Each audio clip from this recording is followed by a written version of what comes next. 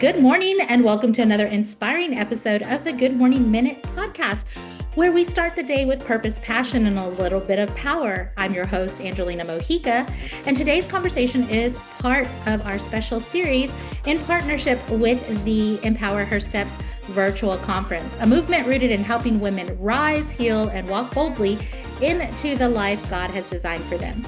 Our mission is simple yet powerful, empowering life purpose, because we believe when a woman finds clarity in her calling, everything changes for her children, her community, and generations to come. So friends, grab your coffee, take a deep breath, and get ready to be uplifted as we jump into real stories, honest lessons, and bold steps towards purpose with our guest today. Our guest is Shari. Hello, Shari. Welcome to the show. Hi, Angelina. Thank you so much for having me on. Your show is such an inspiration, and I'm so excited to be a part of it. Well, we're glad to have you for sure. And I can't wait to get to know you a little better through our conversation today. But before we get started, I'd like to just give some space for you to share a little bit about yourself.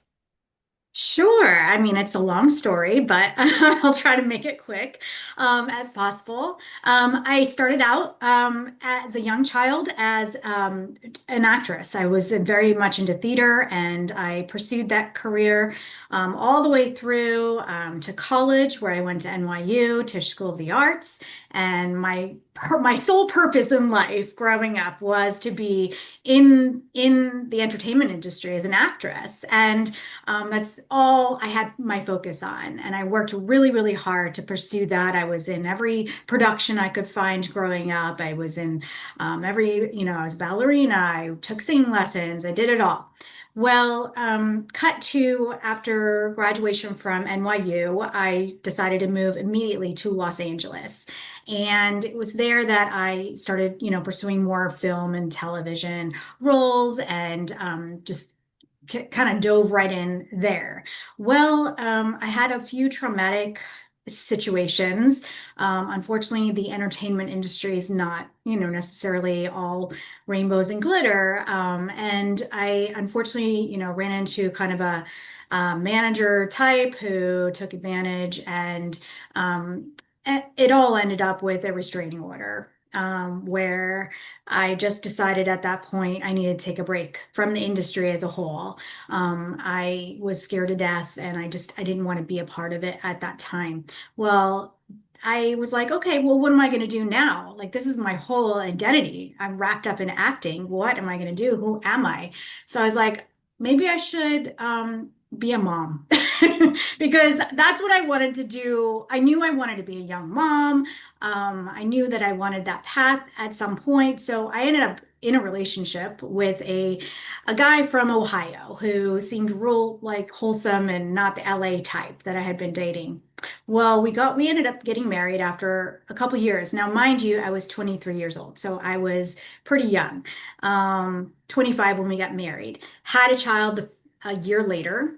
And I had seen a few red flags in this relationship where he was a little bit of a drinker, but nothing that I worried about. Nothing, no big deal.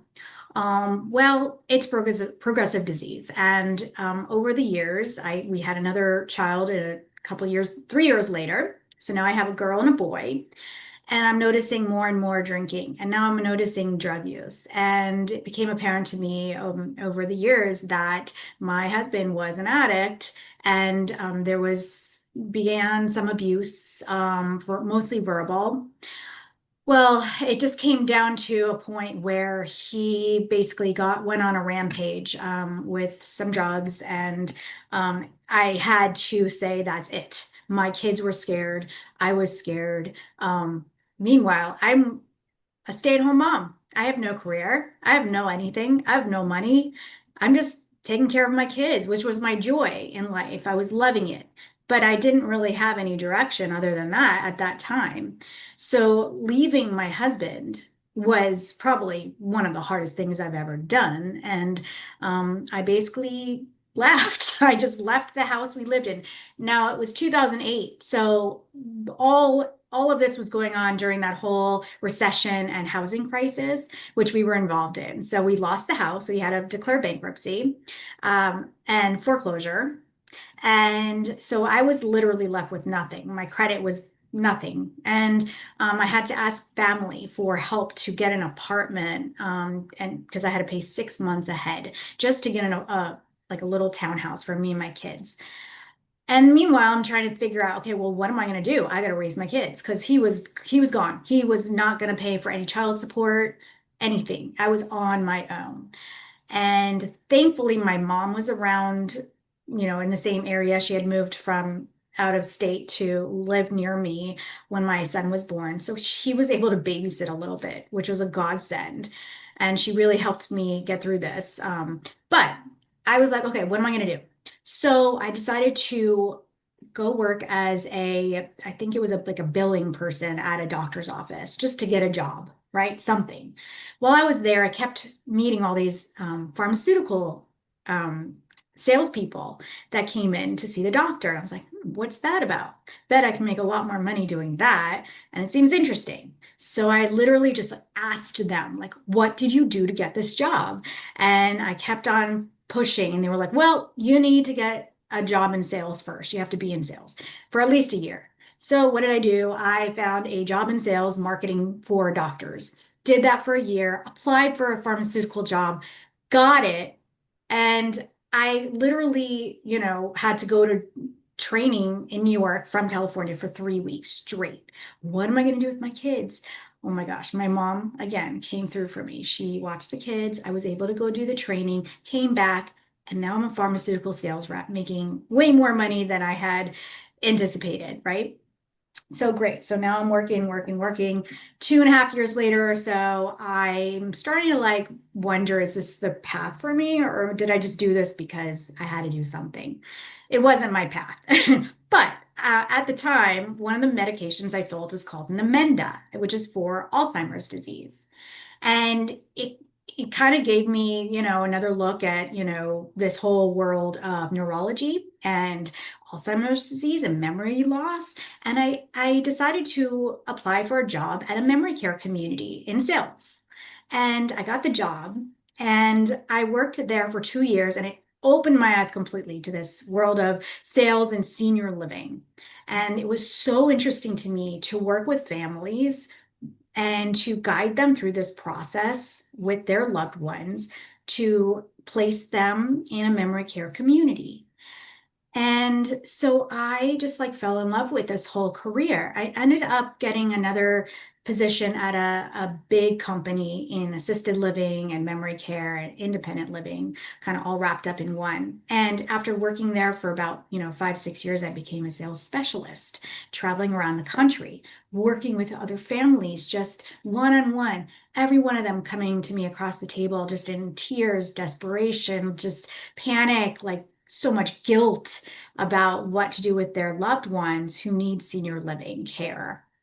So I found my passion doing this, and it was such a roundabout way of coming to the career that I'm in now, which is where I left the company I was with and decided to write a book. And it was called Senior Living Made Simple. And it was just a guide to navigate families the way I had been doing in person, to take away a lot of the chaos and the confusion and all of the craziness that comes along with figuring out what to do with your parents or your loved one or your spouse as they age. And I am now consulting with families one-on-one, and I'm in a place where my kids are now adult children. Both of them worked at the community that I worked at for 10 years as a server, in the dining room, but still they were exposed to, these seniors. And anyway, it came around full circle for me in that way. I did get remarried as well, which was an added bonus, but my whole life for the last 20 years has been one of just complete transformation, rebirth, and really figuring out that, you can do it. You can make something of yourself, even if you've been through such a trauma or multiple traumas in your life. So Oh, that's my story. yeah, I love it. And it's so, I mean, I can just see, just in the timeline how one situation helped set you up for the other situation, and just you kept building on that. And for me, your journey highlights how you were always open for the opportunity, and you were never closed off. Like, you could have easily been sitting behind that receptionist desk going, I could never do that. But no, you had that mindset of, wow, what does that take? And just to be inquisitive enough to start asking questions. I think that's important for people to understand, because we tend to limit ourselves based on, well, um, I might need a degree because of what it looks like, right? What the sales rep may look like and how they represent themselves. And we don't ask the questions. We hold ourselves back. And the one thing when I'm coaching and that I tell my clients is, well, if you don't step out and you don't ask the question, you're always just going to hit that no.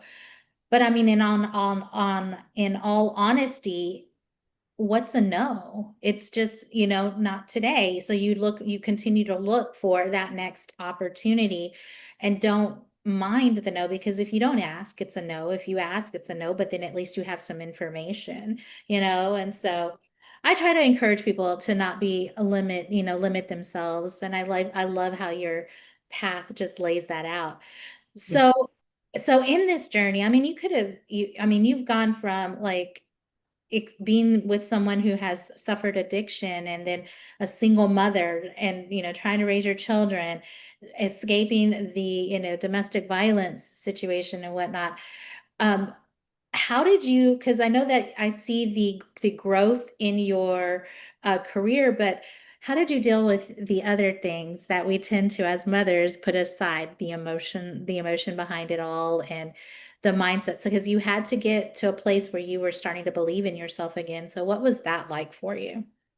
Yeah, I mean, when all of this was going on, my mindset was, I have to do this. Like there's no other option. I have to take care of my kids. They were everything to me. And so I was going to do whatever I had to do legally that was going to make that happen. And again, thank God I had the support of my mom, and then later on my current husband. But my whole mindset was push through, push through, push through. Not to say that it was very simple or that it was very smooth all the time. I mean, I had the normal, raising your children issues. But I looked past the I can't, or how can I do this, or, how would this work kind of thing, and just made it happen. I just pursued things to the point that I couldn't pursue them anymore, or that it worked. So that was it. I mean, I just knew I had to do it, and so I did it.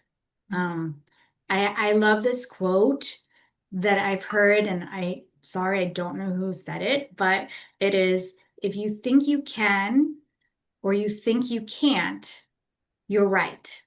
So I thought, I can do it. And I somehow made it through. I look back at now at what I actually went through, because I forgot to mention, for the 10 years after my divorce, it was actually even more traumatic, because my ex-husband kept bringing me back into court, and was very abusive via like email, and trying to reach me. And it was a really traumatic time, those 10 years. So I really focused my all into my kids and my career, and I didn't look back, and that was it. I just had to take each day at a time, put one foot step forward and the next step forward, and wake up and do it again until I got to a place where I felt content. And that's what I did. That's beautiful. And so, how has this experience, this life journey experience, how has it shaped who you are today? So I've definitely realized about myself how resilient I am, and how resilient we all can be. that, one door closes, another opens is such a true refrain. And so I realized how strong I was. I didn't think I could ever do anything like what I have done and what I continue to do. I mean, the fact that I'm now, doing speaking engagements, and I'm a consultant, I have my own business, and I'm an author, and I have all this experience in senior living behind me. I mean, it's amazing to me, but I don't even think about it now. I just keep moving forward because I know that if I've done all that and I can get through all that, that I can do even more.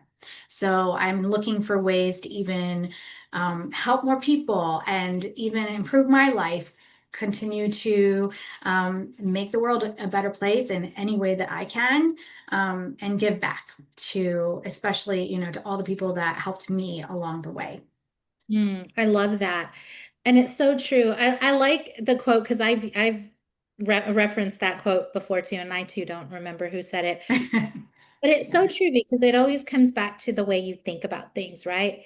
If you want to say, oh no, I can't do something, like again, going back to being behind that receptionist desk, if you had told yourself, nah, that I can't ever aspire to that, then you would have been right because you would have never put yourself out there to step into that opportunity. But then you were like, no, I'm going to give this a shot. And the hunger, I just hear the hunger in your Yeah. story and the motivation of my kids. Like I had to because I had my children. Like there wasn't an option for me to tap out and say no, I can't do this. Like I had to do it. And I can relate to that story because escaping my own domestic violence situation and raising three babies, like I would look at them every day and go, nope, I got to keep going, got to keep doing this. It's for them. Um, and that being the motivation to aspire for more, things and better things for their own living in life as well. So I get it. Um, so, what would you say to someone that maybe is sitting behind the reception desk and going, I don't know. I don't know if I can do it. I don't know if if I should take the risk. What would you tell that person? Yes, you can. Just yes, you can. You're never gonna go anywhere or do anything else or make any changes unless you make the change. So you have to put, effort into this. You may not know what you need to do next or who you need to talk to, but you got to start out by just doing it. If you just sit back and wait and wonder and think about it, nothing is gonna happen. You gotta just do it. And like we talked about before, be inquisitive. Just ask questions because it will lead you to a different path, but you have to just do it. Isn't that a Nike slogan? Just do it. Yeah, I mean, yeah. it's so true in life. You cannot just expect anything to just be given to you. You have to go after it and you have to pursue it. And that eventually will lead you in a different direction. And it may not be the right direction, and it may not be the direction you want to eventually be in. But, like my life, like it was so roundabout and roller coastery, but eventually, I got to a place that, I'm really enjoying and that I value. But yeah, you have to just put yourself out there and be hungry, You really do. Yeah, I love that. And speaking of life today, like what does living with purpose look like for you now?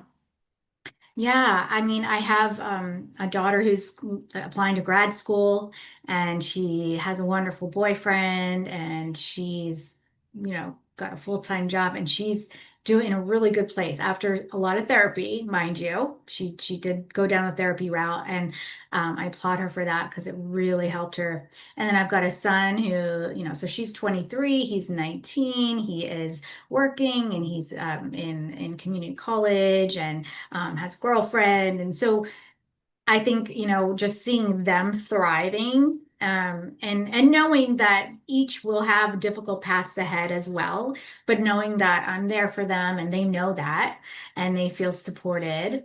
That's one amazing thing that I'm just so happy and content with. The other is, a strong marriage with my husband. We've been married now for almost 15 years. And I actually am doing kind of on the side a little freelancing in his career because I decided I wanted to spend more time with him. And he travels really for his work as a corporate event planner. So he goes on the road all over the world actually, and does these events on site. And I decided to also pursue that. So I have been for the last 2 years, slowly but surely, doing more and more trips. And so we're spending more time together. I'm getting to see the world. I'm traveling. I really, we own a house together and outside of Los Angeles, and now I'm an author, and I'm pursuing, everything that comes along with that. And my whole, outlook right now is whatever happens, happens, and I'm going to pursue it if it's in, something positive and something new and different, because in my eyes, life is all about learning and continuing to learn and continuing to grow. So I'm completely open right now to anything that comes my way. And I'd be happy to switch paths again and know that that's okay too. But right now, I love what I'm doing, and I feel like my family's in a good spot. So I'm pretty content with everything. Sounds beautiful. It sounds like you are living in the moment and full of joy for sure. Well, as we start getting closer to the end of our conversation, I do want to ask you a question that I ask many of my guests, one of legacy and impact. If today were your last day, what would you want to be remembered for?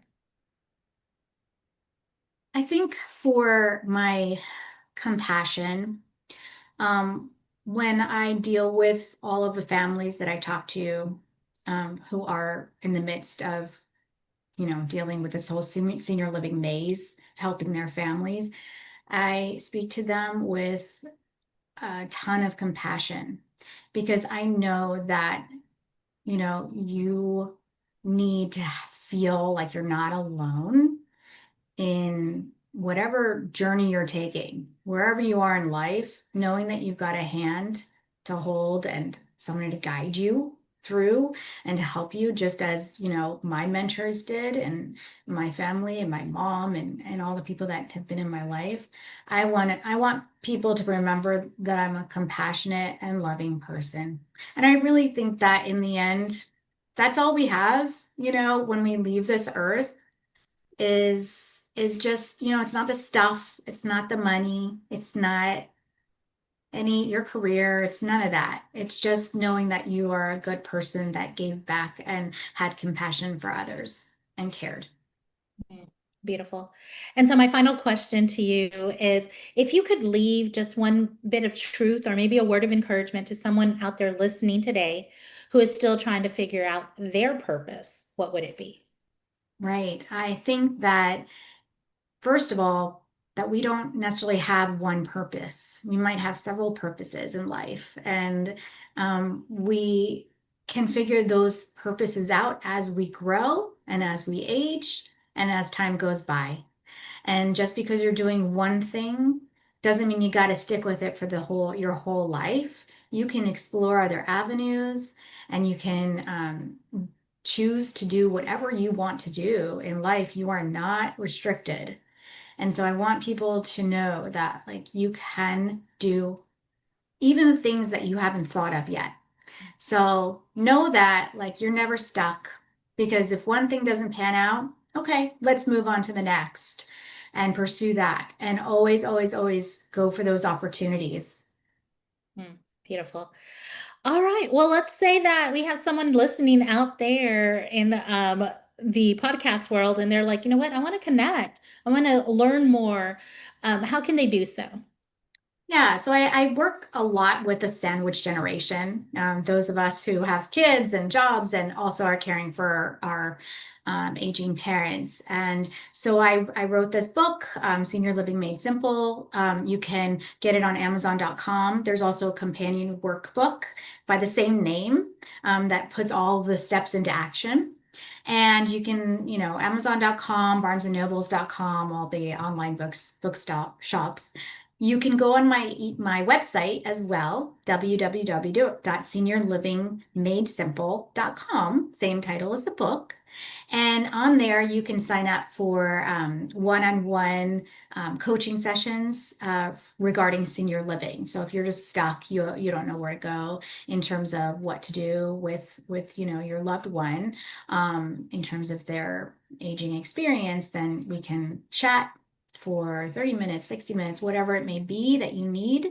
We can take you down the whole journey. So you can go to my website, sign up for individual sessions there, or buy my book on my website as well. And you can email me for any other questions through there as well. Wonderful. Well, I want to say thank you so much for sharing your heart, your story, and your light with us today. It's conversations like this that remind us that purpose is not about perfection. It's about showing up and growing through the things that we go through and understanding that every step matters. Here at the Good Morning Minute and through the Empower Her Steps movement, we believe every woman has a calling worth discovering and a voice worth using.